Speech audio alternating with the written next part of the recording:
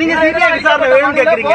ஆனா நேத்து ஆர்.எஸ். பாரதி பேசும்பொழுது சிபிஐ விசாரணை கடந்த காலங்கள்ல என்ன அவுட்கம் கொண்டு வந்திருக்கு, சிஎம் இன்னைக்கு ஹவுஸ்ல பேசியிருக்காரு.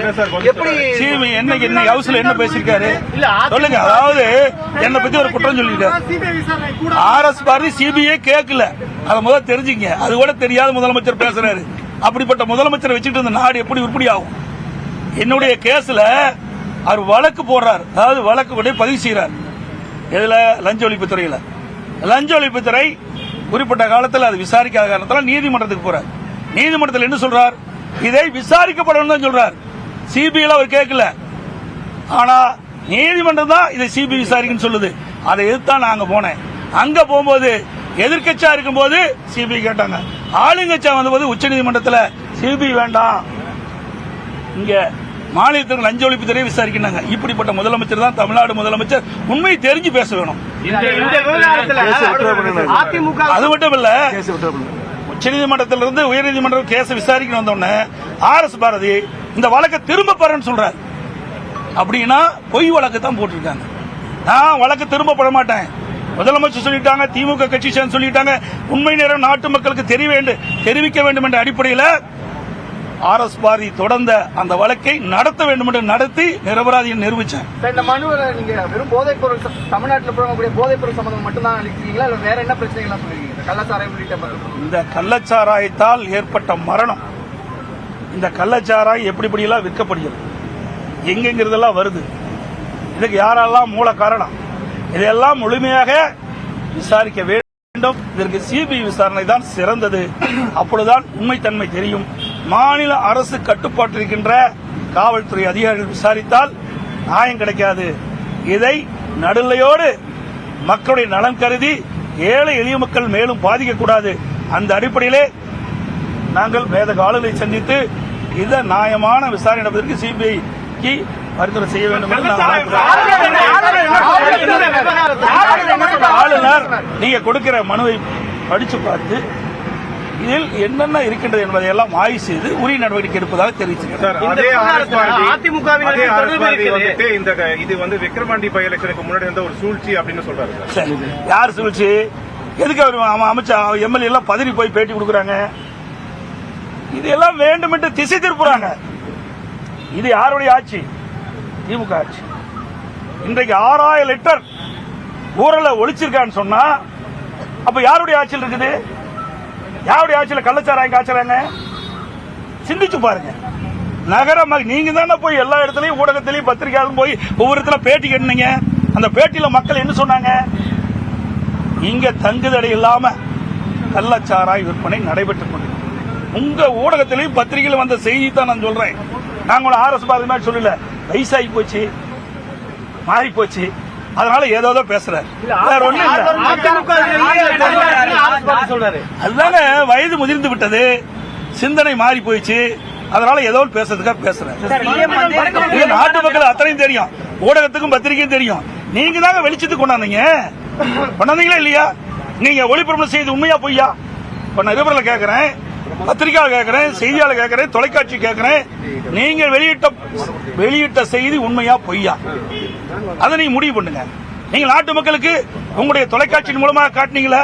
அதைத்தான் நான் திருப்பி சொல்றேன்.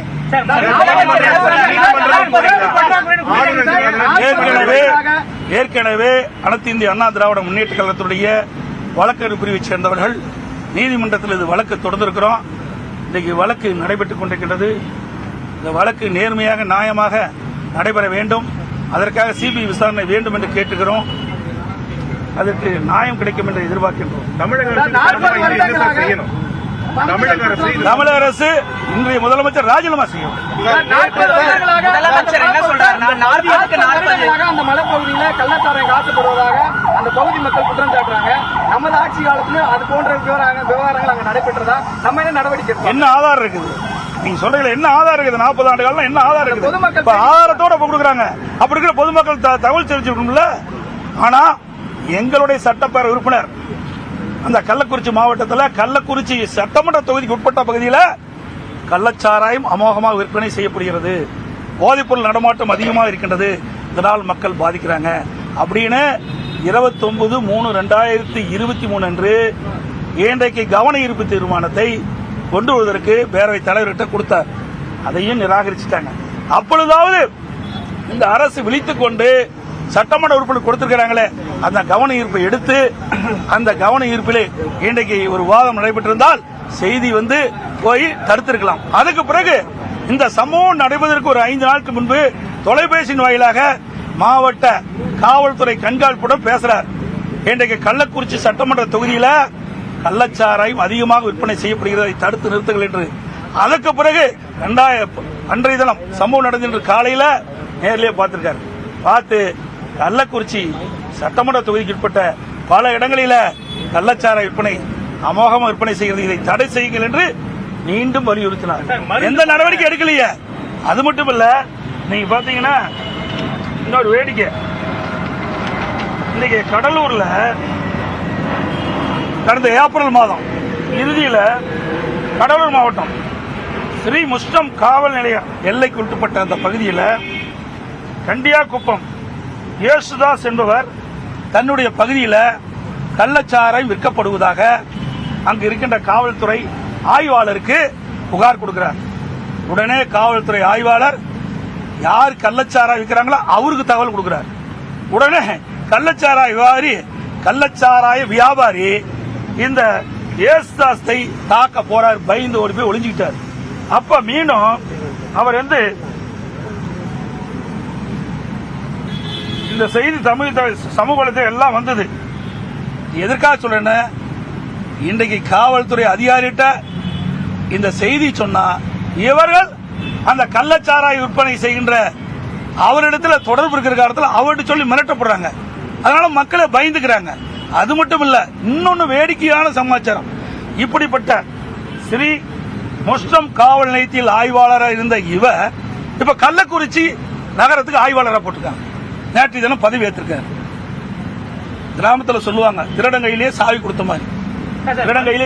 மாதிரி. ஏற்கனவே ஸ்ரீ முஷ்டம் காவல் நிலையத்தில் ஆய்வாளராக இருந்து அப்பொழுது கள்ளச்சாராயம் காய்ச்சப்படும் என்று புகார் கொடுத்து அவர் கள்ளச்சாராய வியாபாரம் தொடர்பு கொண்டு யார் புகார் கொடுத்தாரோ அவரை தாக்கின்ற சூழ்நிலை இருக்கின்ற இந்த பட்சத்தில் அப்படிப்பட்ட காவல்துறை ஆய்வாளரை மீண்டும் இப்படிப்பட்ட சம்பவம் நடைபெற்ற கள்ளக்குறிச்சி நகரத்தில் ஆய்வாளரை போட்டா அங்க என்ன நடக்கும்? எப்படிப்பட்ட ஒரு நிர்வாக திறமையற்ற அரசாங்கம் என்பதை நீங்க எண்ணி பார்க்க வேண்டும். எதிர்கட்சி தலைவர் தவறான தகவலை சொல்றாரு. எனவே அவர் தான் தார்மீக பொறுப்பேற்று பதவி விலகணும் அப்படின்னு அமைச்சர் மாசு சொல்றாரு. அவர் அத்தனையும் பொய். அதுக்கே தகுதி இல்லாத ஒரு அமைச்சர். இன்னைக்கு இருக்கிற அமைச்சரவையிலே தகுதி இல்லாத அமைச்சர் பார்க்கின்ற பொழுது மக்கள் நல்வாழ்வுத்துறை அமைச்சர் தான். பலமுறை இப்படித்தான் வாங்கி கட்டிக்கிறார். நல்லா தன்னை ஊடகம் இருக்கிறீங்க, பத்திரிகை இருக்கிறீங்க, நீங்க எல்லாமே சிகிச்சை பெறுவர்களை போய் பார்த்தீங்க. என்னென்ன பாதிக்கப்பட்டவர்களுக்கு என்னென்ன சிகிச்சை அளிக்கப்பட்டது, என்னென்ன மருந்து கொடுத்து எல்லாத்துக்கும் தெரியும். 19/6/2024 அன்று கள்ளச்சாராயம் குடித்து பாதிக்கப்பட்டவர்கள் மருத்துவமனையில் சேர்கிறார்கள். விழுப்புரம் மாவட்டம் விழுப்புரம் மருத்துவமனை, சேலம், அதோட கள்ளக்குறிச்சி எல்லா இடத்துலையும் சேர்க்கிறாங்க, பாண்டிச்சேரியில் சேர்க்கிறாங்க. அப்பொழுது இது மெத்தனால் குடித்ததாக சொல்றார். அப்படி மெத்தனால் குடித்தால் அதை அந்த விஷ முறிவை கொடுக்கின்ற இன்ஜெக்ஷன் ஹோமிபைசோல். அந்த மருந்து இன்ஜெக்ஷன் தான் குணப்படுத்த முடியும். ஆளுநரை சந்தித்த பிறகு எதிர்க்கட்சித் தலைவர் எடப்பாடி பழனிசாமி தற்போது செய்தியாளர்களை சந்தித்த நேரலையில் பார்த்தோம்.